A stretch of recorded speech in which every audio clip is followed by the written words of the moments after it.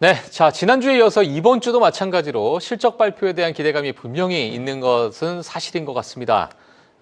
이제 뭐 여러 가지 이야기, 특히나 뭐 에이펙 정상회담도 끝이 났고, 자, 미중 무역 관계도 긍정적으로 마무리가 좀 되어 있는 상태고요.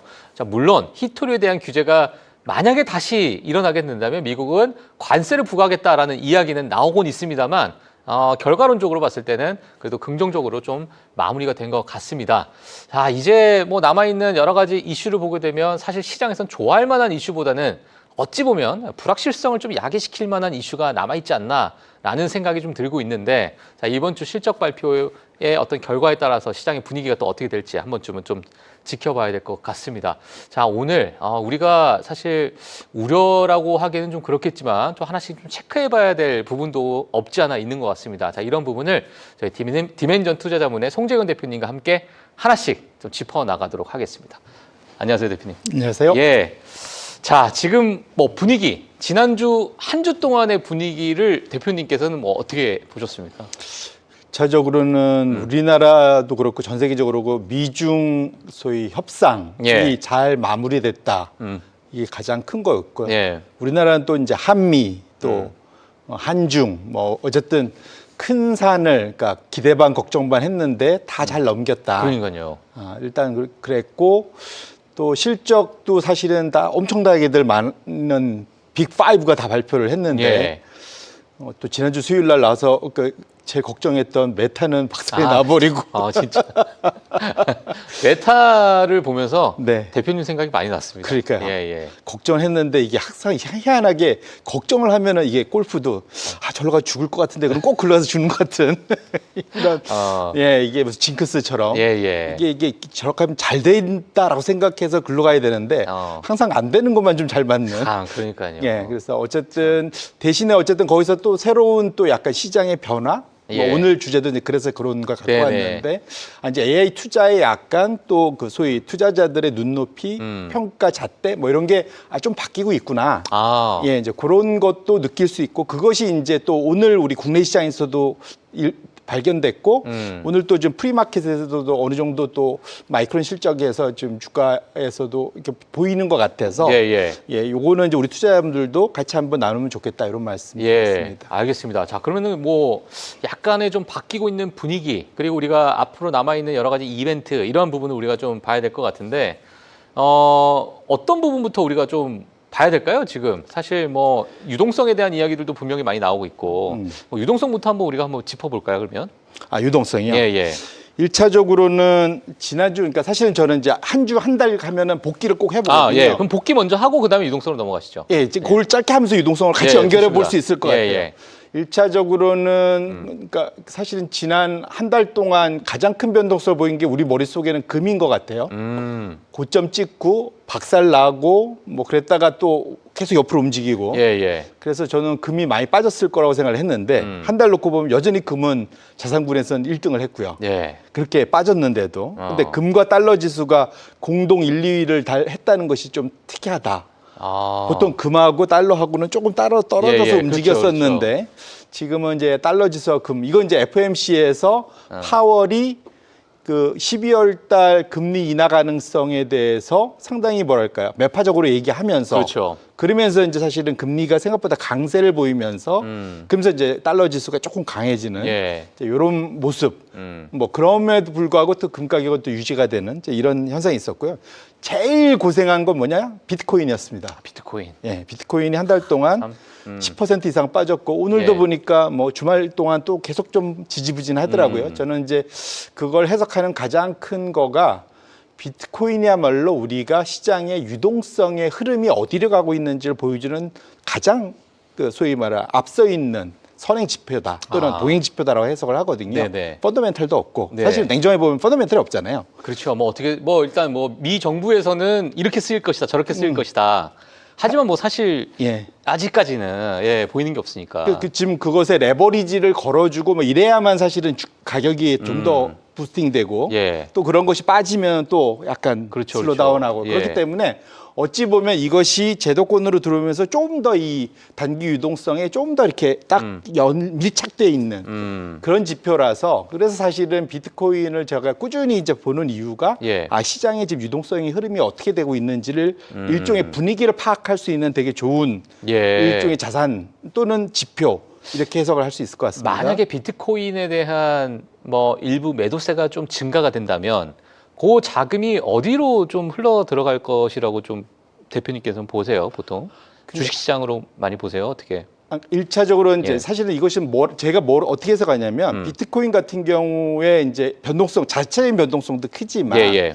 이것이 결국은 지금 현재 최근에는 뭐 호재라고 하면은 이것이 소위 그 ETF로 바뀌어서 일로 들어온다거나 이런 식으로 지금 소위 그 주류 제도권으로 지금 들어오는 작업들을 계속하고 있잖아요. 그러니까요. 예. 근데 그것에 연결돼 있는 그것을 또 부스팅 시키려면은 보통 우리가 제일 쉽게 쓰는 방법이 레버리지지 않습니까? 결국은 그 레버리지에 가장 쉽게 반응하는 것이 예. 사실은 비트코인이기 때문에 예. 그래서 제가 이제 단기 유동성을 땡기기가 쉬운지 빼지는지, 그러니까 예. 이걸 팔아서 어디로 가고 이런 유동성 말고, 예. 그러니까 결국은 자체적으로 그러니까 예. 레버리지가 사실은 유동성의 척도지 않습니까? 예. 이 시장에 돈이 많이 풀린다, 신용으로 막 빌려갖고 하다못해 우리도 강남에 집값 올라가는 건 레버리지 쓰기 네, 예, 그렇죠. 대출 빌리기 쉬우니까 막 올라가는 거잖아요. 예, 예. 대출 확 조이면 집값이 확 맞아요. 눌리잖아요. 똑같습니다. 그래서 가장 거기에서 순수하게 반응하는 게 비트코인이기 때문에 예. 그래서 사실은 어찌 보면 최근에 이렇게 많이 빠진 것은 제가 보기에는 아까 이따 나중에 보겠지만 결국 좀 시장의 단기 유동성이 말린 거 그것의 그 또 다른 징표의 결과물이다 해석을 할 수 있을 것 같습니다. 예, 알겠습니다. 네. 자, 뭐 최근에 뭐 한국 같은 경우는 정말 오늘도 엄청난 또 급등을 보여주고 있는 상황이고요. 뭐 비트코인, 주식, 뭐 많은 뭐 지금 프리마켓도 다시 또 녹색불로 지금 환하게 지금 또 지금 뭐 불이 들어오고 있는 상황인데. 자, 어떤 자산군이 좀 올라가는지 뭐 최소 저희가 또 업데이트를 좀 해드리도록 하겠습니다. 자, 그러면 앞서서 좀 말씀해 주신 것처럼 지금 뭐 이러한 상황 속에서는 우리가 뭐 아까 그 유동성에 대해서도 일부 좀 언급을 좀 해주셨는데 네. 네, 어떻게 우리가 좀 확인을 해봐야 될지. 예. 예. 제일 쉬운 거는 그러니까 결국은 시장에 돈이 모자라면 그러니까 은행도 돈이 모자라잖아요. 그렇죠. 우리도 돈이 모자라면 그러니까 우리는 돈이 모자르면 은행 가서 대출을 받는데 그 은행들은 돈이 모자라면 어디를 가느냐? 그러니까 우리는 한국은행에 달려가는 거고 예. 우리나라는 예. 미국의 은행들은 연준에 달려가는 거죠. 달려가야죠. 그래서 지금 당장 이게 그 자산인데 우리도 그렇잖아요. 그러니까 예를 들면 집을 살 때 집을 담보로 맡기고 돈을 빌리듯이 당장 급할 때는 하룻밤 조금 더 길게 뭐 이런 식으로 하면서 돈을 빌리는 시장을 레포 시장이라고 합니다. 레포로는 이제 리펄체스. 예. 그러니까 내가 이제 너한테 잠시 그거 빌려줘. 너한테 맡겼다가 내가 바로 다음날 되사갈 거야. 그게 리퍼체스입니다. 예. 근데 그 레포는 주로 국채를 하거나 주로 되는 게 이제 소위 공기관채죠. 뭐 대표적인 게 이제 우리란 모기지, 그러니까 주택저당 채권 뭐 예, 이런 예. 것들을 많이들 이제 은행이 소위 이자 놀이를 하려고 갖고 있다가 이게 당장 지금 현금을 넣어야 되면 이거 당장 사고 팔고 어렵잖아요. 예, 예. 이제 이걸 연준에다가 하룻밤 맡기고 또 이런 식으로 가면서 거래를 되는데 그것이 최근 들어서 급등을 하고 있다는 거죠. 지금 이렇게 맨 오른쪽에 있는 것이 이제 레포인데 예전에는 상설로 안 돼 있었는데 2019년도 이후에 한번 시장이 폭발을 한 다음에 상설 레포 기구를 지금 현재 연준이 만들었습니다. 예. 그런데 그것이 전혀 안 쓰이다가 예. 최근 2025년도 들어와서 정확히는 최근 두세 달 사이에 급격히 늘어서 지난주 금요일 날 503억 달러까지 503억 달러. 하룻밤 사이에 이제 503억 달러를 예, 빌려간 예. 그러니까 뭉칫돈을 쑥쑥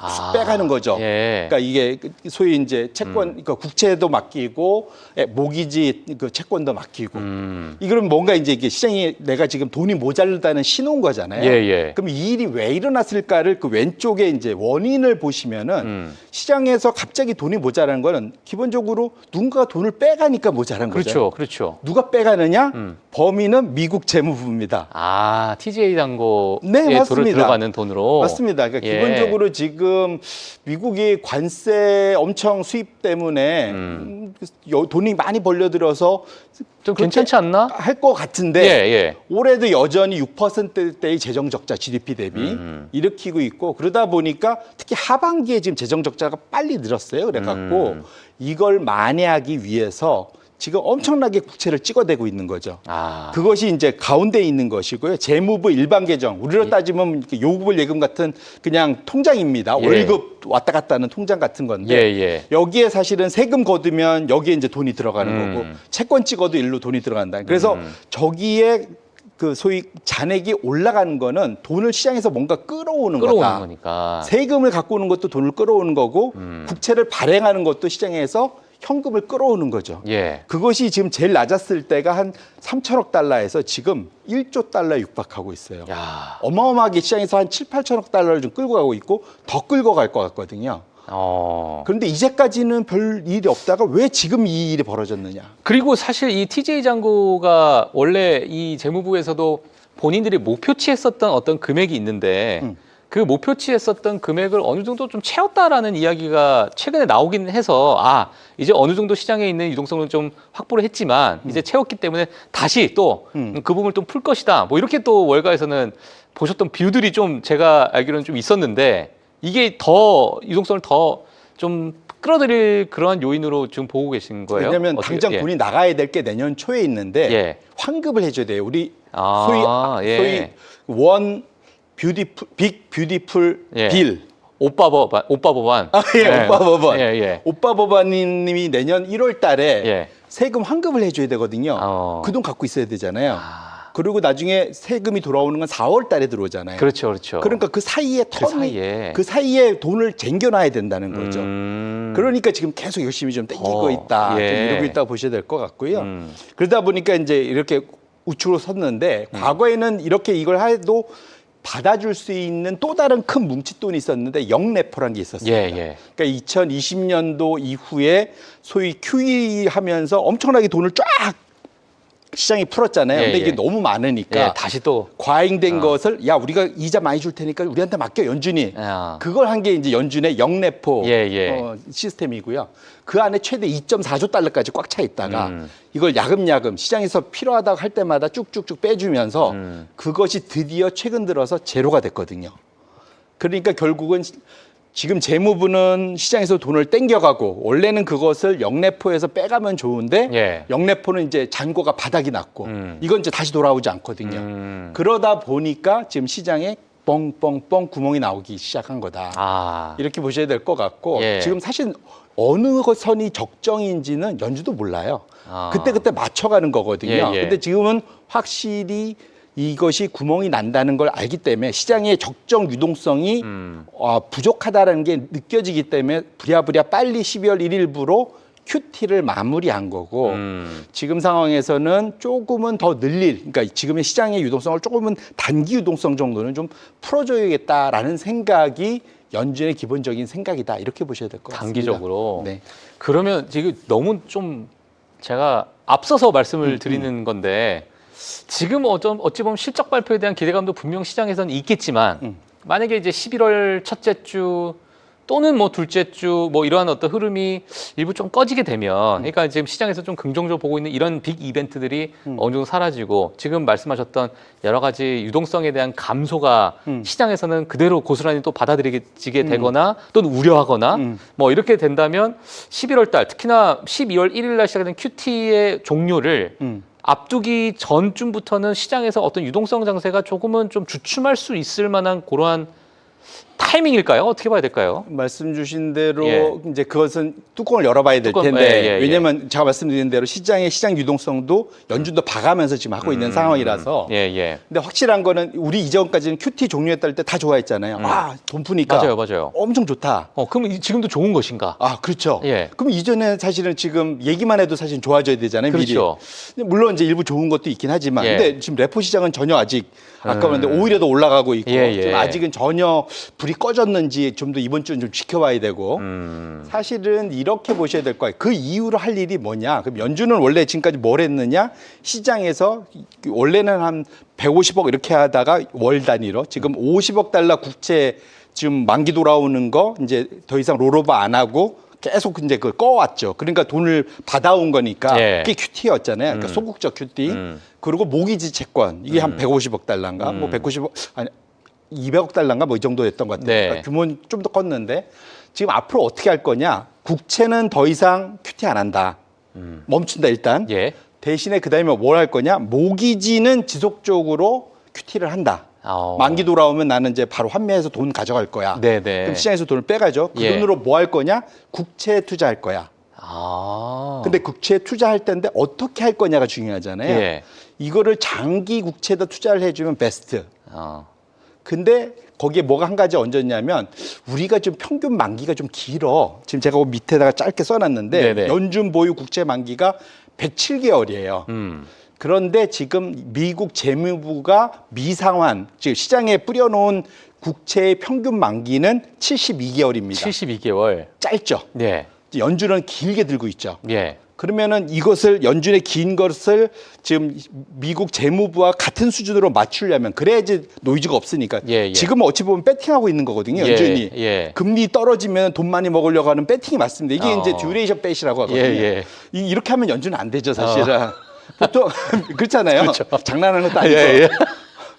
그렇지 않습니까? 예, 예. 그러니까 그래서 미국 국채 평균 만기에 딱 맞춰야 되거든요. 어. 그러려면 단기? 앞으로 예. 단기를 사죠. 단기를 사야지. T빌을 많이 살 아. 거예요. 어차피 지금 T빌로 발행을 하고 있고. 예, 예. 그러면 시장에서 원래 기대는 장기물을 좀 많이 사줘서 장기물 금리를 빨리 떨어졌으면 좋겠는데라고 생각하는데 오히려 단기는 이렇게 하면 좀 더 내려갈 수 있을지언정 장기물은 그렇게 빨리 안 내려올 가능성이 높습니다. 아. 그러면 이제 스티프링해지는 거죠. 그러네요. 좀 더 강하게. 그러면 과연 시장에 과연 이것이 그 소위 그 유동성을 많이 넣어주는 효과가 얼만큼 있을까에 대해서 조금은 퀘스천이 생기는 거죠. 그래서 예. 상당히 소극적이 될 수 있어서 그래서 이번 QT에 대해서 연준도 상당히 조심조심 하고 있지만 이번 종료와 대응을 시장도 여기에 대해서 너무 열광할 필요는 없겠다. 이것의 시장의 그 소위 채권 시장의 리액션이 어떻게 나온지를 좀 더 보실 필요가 있고 저는 사실은 장기물을 좀 더 사줬으면 했는데 지금 분위기는 그렇게는 안 될 것 같아서 아. 요거는 그냥 연준이 상당히 뭐랄까 좀 소극적으로 움직이고 있는 거다 이렇게 보셔야 될 것 같습니다. 예, 알겠습니다. 뭐 사실 근데 뭐 12월 1일 날 뭐 QT를 종료하겠다라는 이야기에서 그렇게 크게 반응하지 않았던 것도 좀 있는 것 같긴 한데. 맞습니다, 사실은. 네. 최근에 실적 발표나 여러 가지 그런 분위기에서 어찌 보면 약간 좀 묻혀 있는 듯한 느낌도 좀 시장 분위기가 좀 있는 것 같고. 그러니까 이미 벌써 실적 발표라는 이러한 여러 가지 빅 이벤트 때문에 시장은 좀 아직은 그래도 활기가 좀 있는다고 저는 보고 있거든요. 맞습니다. 네. 예, 그러니까 네, 이제 뭐 이게 어느 정도 뭐 빅테크는 끝났지만은 뭐 다른 기업들의 뭐 AI에 관심도가 있었던 기업들의 실적 발표가 좀 끝나게 되면 다시 또 시장은 뭐 QT나 아니면은 경제 지표나 뭐 정부 셧다운이나 이런 쪽으로 확 또 집중이 되다 보니까 아마 거기에 따라서 또 다른 해석이 또 그때 가면 나오지 않을까 뭐 이런 생각도 들기도 하는데 오늘 예. 보니까 골드만삭스는 다음 주 말 정도면은 셧다운은 이제 마무리되지 않겠느냐. 예. 드디어 이제 그 항공 그 관제사들 월급 못 받기 시작했더라고요. 예, 봤어요 저도. 전에도 그걸 멈추게 한 게. 예, 군인도 지금 미지급되고 있는 상황이다. 예. 근데 항공 관제사는 직격탄이잖아요. 아, 그렇죠. 공항에 마비가 될 수 비행기 있으니까. 떨어지면 어떡합니까? 그러니까, 큰일 나죠, 예, 사실은. 예.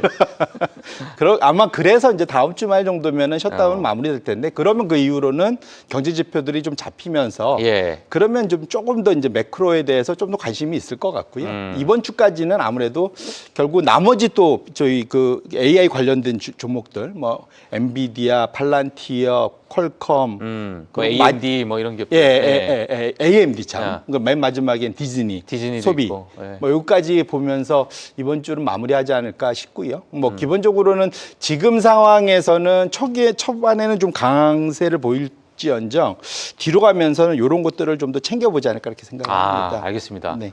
자, 그러면 사실 우리가 또 개인 투자자분들께서도 너무나도 좀 관심이 있는 우리 빅테크에 대해서 좀 알아봐야 될 것 같은데 시장에서는 사실 이 매출이 엄청나게 증가한 거에 대해서 집중하고 있고 또 캐펙스가 어마어마하게 증가하고 있는 것도 집중하고 있고 결국에는 지금 이러한 어떤 주가 상승률을 좀 높은 어떤 밸류에이션을 정당화할 수 있는 것들이 결국에는 우리가 EPS 상승으로 이제 이어져야 되는 건데 지금 그렇게 되고 있는가에 대해서 또 시장에 좀 퀘션 마크가 좀 있는 것 같아요. 맞습니다. 예. 이전에는 이제 AI 투자 많이 한다면 다들 환호하고 좋아했는데 맞아요. 그 투자를 늘린다는 것만으로도 주가가 올라갔는데 이번에는 똑같이 다 늘린다고 그랬는데 또 제일 많이 늘린다고 한 변화율 기준으로는 메타가 가장 많이 두들겨 맞았어요. 아, 맞아요. 그게 좀 특이한. 예, 예. 그리고 실제로 3분기 실적들은 다 괜찮았어요. 컨센서스를 다 넘어섰고 뭐 전망도 그렇게 나쁘지 않았는데 이제 두 가지인 것 같습니다. 첫 번째로는 이제는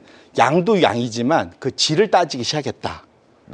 그 내용을 좀 본격적으로 이것이 소위 말하는 서스테이너블 하냐, 예. 지속 가능성이 있느냐, 예. 이걸 개선이 있느냐, 또 향후에 예상과 달리 갔을 때 대응이 되느냐, 이런 걸 이제 따지게 됐다는 거죠. 그래서 그러니까 이게 저도 가만히 분위기를 보면 우리가 지금 기술에 관련돼서 그러니까 기술의 어떤 혁신에 대해서 관심이 있는 거다 보니까 기술의 혁신이 있었던 가장 최근이 닷컴 버블이고 그럼 닷컴 버블과 지금과 막 계속 비교하는데 돈을 벌었냐 못 벌었냐 가지고 일단은 뭐 우리가 아예 다른 시장이다라고 보고 있지만 그래도 돈을 벌었냐 못 벌었냐에 집중하고 있다는 것은 과거의 그 학술 효과가 너무나도 시장에 똑똑해지다 보니까 바로 매출 올라가도 예전에는 그냥 막 올라갔던 그 상황이었지만 지금은 바로 그냥 그럼 EPS가 어떻게 되냐, 뭐 현금이 어떻게 흘러가고 있냐, 뭐 투자 완전 이제 하나씩 다 이게 세밀하게 금방금방 그냥 쫓아가더라고요. 맞습니다. 이 시장 자체가. 맞습니다. 예, 그만큼 좀 정말 엄격하게 지금 하나하나 보고 있는 그런 상황인 것 같은데. 그나마 그게 다행이죠. 다행인 거죠. 그게 어찌 보면. 예.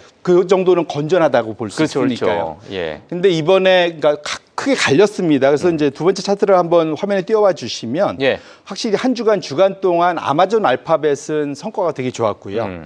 제일 안 좋아한 게 메타, 그다음에 마이크로소프트 이렇게고 이제 애플은 한 중간쯤 됐는데 우측에 숫자들이 되게 많은데 사실은 저 숫자는 정확치 않습니다. 계속 네. 좀 바뀌고 있고 결론적으로는 내년에도 그 소위 그 설비 투자 캐펙스는 다 늘 거다. 근데 어쨌든 지난주 요 테이블이 만들어질 때까지만 해도 메타가 거의 50% 캐펙스 증가. 어마어마한 공격적인 거죠, 예. 우리는 이거에 목숨 걸었어. 또 일각에서는 네. 이렇게 늘리니까 야, 왜 나는 과거에 메타버스가 생각나냐 이러시는 분들도 계시더라고요. 맞습니다.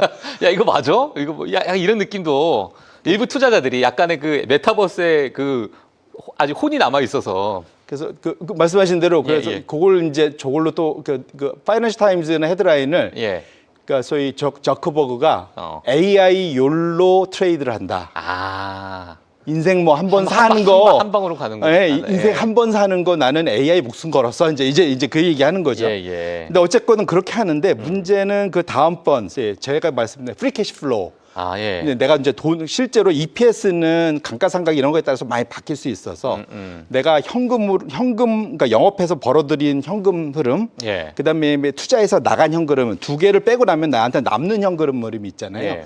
이걸 가지고 내가 자사주도 살 수 있고 뭔가 다른 투자도 할 수 그렇죠. 있고 뭐 이런 걸 할 수 있잖아요. 그래서 그것이 이제 많이 남느냐 적게 남느냐 이걸 놓고 봤을 때 유일하게 지금 그 보면은 메타가 마이너스 내년 들어가면 확실하게 마이너스 성장을 하게 된다라는 거죠. 그러니까 결국은 메타는 상당히 공격적인데 자신의 아까 뭐 봤지만 내 현금 흐름을 넘어서는 좀 과하게 네. 그것 때문에 최근에 오라클의 CDS가 요즘 유명해졌잖아요. 지금 다시 엄청 급증하고 있잖아요. 예. 그러니까 좀 지난 한 주 동안 완전히 이렇게 서고 맞아요, 있잖아요. 그러니까 걔가 이미 프리캐시 플로우를 넘어서는 그러니까 지금 넷 캐시가 아니라 넷댓이 엄청 증가하고 있으니까 그렇죠. 자기의 현금을 넘어서는 부채를 빌리다 보니까 소위 그러니까 부채, 그러니까 크레딧 디폴트 스왑 이것이 이제 확 늘어 올라가는 예. 거잖아요.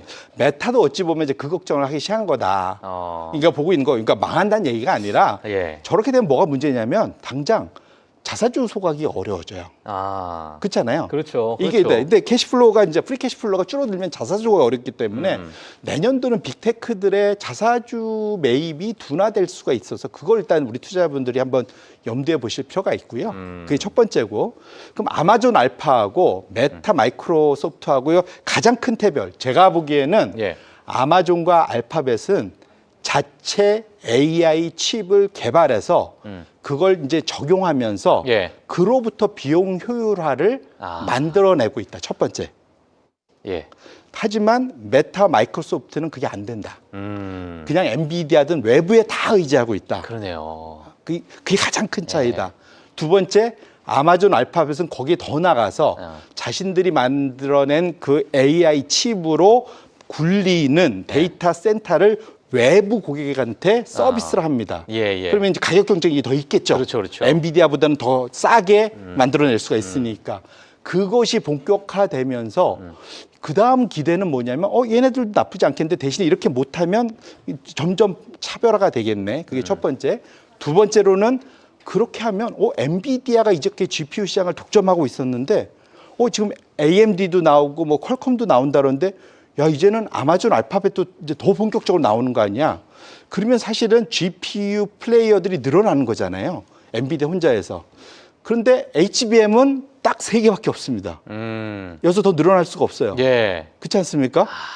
그래서 오늘 사실은 SK 하이닉스 삼성전자가 또 한 번 엄청나게 또 올랐고 아까 프리마켓에서 보니까 마이크론도 또 다시 마이크론 지금 한 5% 가깝게 올랐습니다. 예, 그러니까 이 결국은 HBM의 고객이 상당히 이제 어차피 GPU는 다양하지만 예. 거기에 HBM은 무조건 다 붙여서 나가야 되잖아요. 그렇죠. 이건 3군데밖에 없잖아요. 그래서 이게 헤게모니가 그럼 생각보다 GPU에서 HBM으로 넘어가는 거 아니야? 그러겠네요. 충분히 이렇게 생각해 볼 수 있는 거잖아요. 이제 오히려 더 과거보다 더 집중되는 그러니까 예. HBM 더 집중되는 그쵸. 그런 시장이 만들어지고 있는 그런 상황이 되죠. 예. 그러면은 사실은 그걸 좀 땡겨와서 생각해 보면 그래서 심지어 노무라가 보니까 SK 하이닉스 그 OP 마진을 내년 내후년을 TSMC보다 높게 추정해 놨더라고요. 그래요? 그러니까 TSMC도 엄청 올라가는데 그거보다 더 높게. 그러니까 GP 마진이 이미 70% 넘어가니까. 그러니까 그만큼 사실 HBM 시장에 대해서 생각보다 쇼티지가 상당히 오랫동안 세게 가겠다. 그럼 당연히 마이크론도 거기에 수혜를 받고 그렇죠. 당연히 우리나라 삼성전자나 SK하이닉스 당연히 수혜를 볼 거고 이 방향으로 갈 것이라고 생각을 하고 있기 때문에 그런 측면이 이제는 약간 그 소위 AI 투자 판도에서도 뭔가 이 소위 잣대나 소위 다이나믹스가 많이 바뀌고 있는 거다. 우리 투자분들이 그걸 한번 보면서 앞으로 투자를 해 나가시는 것도 상당히 뭐랄까 좀 지금은 좀 차별화가 적을지 몰라도 이게 한 3개월, 6개월 지나면 꽤 큰 차이로 나타날 수 있겠다. 이렇게 말씀드립니다. 알겠습니다.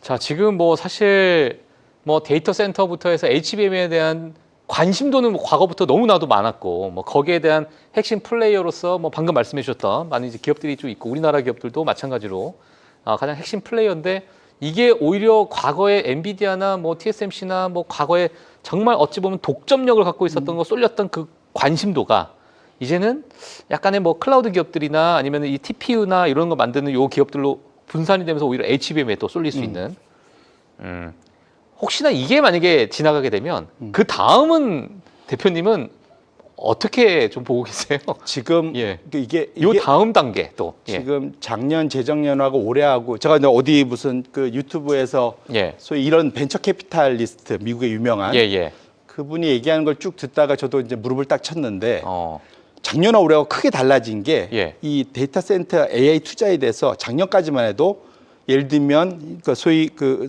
뭐 스타게이트 5천억 달러짜리 맞아요. 그런 얘기했잖아요. 근데 어느 순간부터 요즘은 다 뭘 맨 앞에 붙이냐면 1기가와트, 10기가와트. 맞아요. 갑자기 어느 순간부터 맨 앞에 그 전체 프로젝트를 대표하는 것을 기가와트, 전력 단위로 표시하기 시작했다는 거. 결국 말하면 데이터 센터를 만드는데 제일 부족한 게 전기다, 전력이다.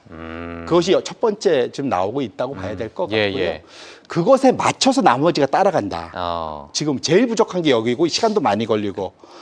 그다음에 저도 지금 말 끊어서 죄송하지만 저도 이제 사실 많은 이제 보고서를 어떻게 좀 읽다 보니까 최근에 천연가스에 대한 수요를 데이터 센터의 부족한 전력을 또 채워주는 그런 어떤 역할로서 미국의 지금 상당히 좀 주목을 못 받고 있지만 이런 기업들이 지금 많은 하나 애널리스트 분들이 그 보고서를 쓰면서 앞으로는 이 어떤 생태계가 천연가스로 또 넘어갈 수 있는 또는 그 수요가 엄청나게 급증할 수 있다라는 그 잠재력에 대해서 많이 좀 긍정적인 평가를 많이 내놓고 있더라고요. 근데 그 어떤 수요에 대해서 가장 많이 보고 있는 게 방금 말씀하신 데이터 센터에 관련된 그런 이제 전력이나 에너지 관련돼서 뭐 계속 뭐 시장에서 좀 보고 있던데. 맞습니다. 근데 거기는 지금 가스터빈이 너무 부족하고 원래 2년이면 받던 걸 지금 5년 돼도 못 받는다고 하니 이 속도가 되게 느려요, 사실은. 그래서 기존에 그 소위 그런 거 있잖아요. 그러니까 중고품인데 포장 안 뜯은 거.